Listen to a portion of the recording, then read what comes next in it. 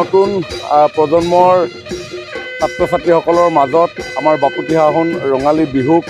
অধিক জনপ্ৰিয় আৰু বিহুক জনাৰ বুজাৰ এটা পৰিৱেশ নিৰ্মাণ কৰিবৰ কাৰণে আমি বহু বছৰ ধৰি ছাত্ৰ ছাত্ৰীসকলৰ মাজত বিহু নাচ ঢোল বাদন ইত্যাদিসমূহৰ প্ৰশিক্ষণ দি আহিছিলোঁ আৰু আজিও এই বছৰো আমি প্ৰায় 17টা স্থানত সমষ্টিটোৰ প্ৰায় 5,000 অধিক ছাত্ৰ ছাত্ৰীৰ মাজত এই প্ৰশিক্ষণ প্ৰদান কৰিছিলোঁ। আজি সামৰণি অনুষ্ঠান কেইবাটাও কেন্দ্ৰৰ পৰা আহি ছাত্ৰীসকলে ইয়াতে সমবেত হৈ সামৰণি অনুষ্ঠান আমি আয়োজন কৰিলোঁ। ভূপেন দাই গাই থৈ গৈছে যে বহাগ মাথো এটি ঋতু নহয় নহয় বহাগ এটি মাহ, অসমীয়া জাতিৰ ই আয়ুস ৰেখা গণ জীৱনৰ ই হাঁহ। বহাগৰ মাজত কেৱল মাত্ৰ গীত নৃত্য এইবিলাকেই যে লুকাই আছে এনেধৰণৰ নহয়, কাৰণ বহাগৰ মাজত বিহুৰ মাজত আমাৰ লোক পৰম্পৰা, লোককৃষ্টি, লোক সংস্কৃতি, লোক সাজপাৰ, লোক অলংকাৰ, লোক বাদ্য সকলোবিলাক পৰিভৰ ঘটিছে আৰু ইয়ে আমাৰ জনজীৱনলৈ সাহস হিচাপে বহু নতুন নতুন সম্ভাৱনাৰ দুৱাৰ মুকলি কৰিব পাৰে, যিটো কথা ইতিমধ্যে প্ৰমাণ হৈছে যোৱা বছৰ আমাৰ মাননীয় মুখ্যমন্ত্ৰী ডক্টৰ হিমন্ত বিশ্ব শৰ্মা ডাঙৰীয়াৰ বিশেষ নেতৃত্বত আমি সৰুসজাইত প্ৰায় 12,000 বিহুৱা বিহুৱতীৰে গিনিজ বুক অৱ ৱৰ্ল্ড ৰেকৰ্ডছৰ এটা অনুষ্ঠান আমি কৰিছিলোঁ, যাৰ ফলত সমগ্ৰ বিশ্বই বিহুৰ এই আনন্দ সুন্দৰ ৰূপ দেখিবৰ কাৰণে সক্ষম হৈছিল। বিহুৰ মাজত এনেকুৱা ধৰণৰ এটা শক্তিশালী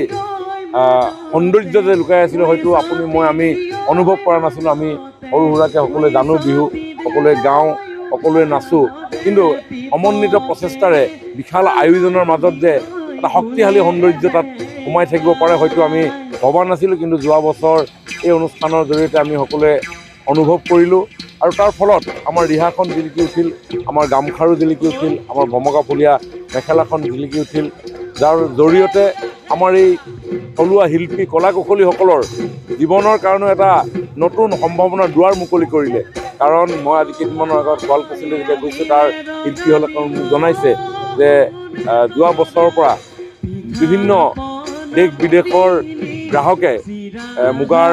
ৰিহাখন, চাদৰখন অথবা মেখেলাখন বিচাৰি তেওঁলোকৰ হাতত অৰ্ডাৰ প্লেচ কৰিছে। তেওঁলোকে এই কথাটো জনাইছে যে এই কথাখিনি যোৱা বছৰৰ পৰা অলপ ডেভেলপ হৈছে। মই ভাবোঁ আমি নিৰন্তৰ প্ৰয়াস আৰু প্ৰচেষ্টাৰে নিশ্চয় বিহুক চাবৰ কাৰণে, বিহুক জানিবৰ কাৰণে, বুজিবৰ কাৰণে দেশ বিদেশৰ বিভিন্ন পৰ্যটকক আমি আকৰ্ষণ কৰিব পাৰোঁ আৰু বিহু অনাগত দিনত এটা পৰ্যটনৰ ক্ষেত্ৰখনৰ বাবে এটা অতি আকৰ্ষণীয় ক্ষেত্ৰ হৈ উঠিব পাৰে।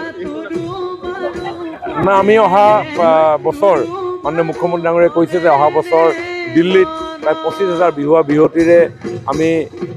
ৰাষ্ট্ৰীয় প্ৰেক্ষাপটত বিহুক আমি উপস্থাপন কৰাৰ প্ৰয়াস কৰিম আৰু তাৰ বাবে আমাৰ ইতিমধ্যেই কিছু সৰু সুৰাকৈ কামবিলাক আৰম্ভ হৈছে আৰু বিভিন্ন স্থানত আমি যোৱা বছৰ যেনেকৈ গুৱাহাটীত অনুষ্ঠিত কৰিবৰ কাৰণে বিভিন্ন স্থানত বিহুৱতীসকলক নিৰ্বাচিত কৰিছিলোঁ, আমি তেনেধৰণে বচা বচা নাচনীয়ে বিহুৱা বিহুৱতীক আমি নিৰ্বাচিত কৰিম। আৰু আজি আমি ইয়াতে যি কৰিছোঁ প্ৰায় 5,000 বিহুৱা বিহুৱতী, তাৰ মাজৰ পৰাও বহুসংখ্যক নিৰ্বাচিত কৰিব পৰা যাব। তেওঁলোকৰ উৎসাহ বৃদ্ধি পাব আৰু বিহুক যথেষ্ট চৰ্চাৰ এক বিষয় হিচাপে আমি আগন্তুক দিনত আমি আগুৱাই লৈ যাব পাৰিম।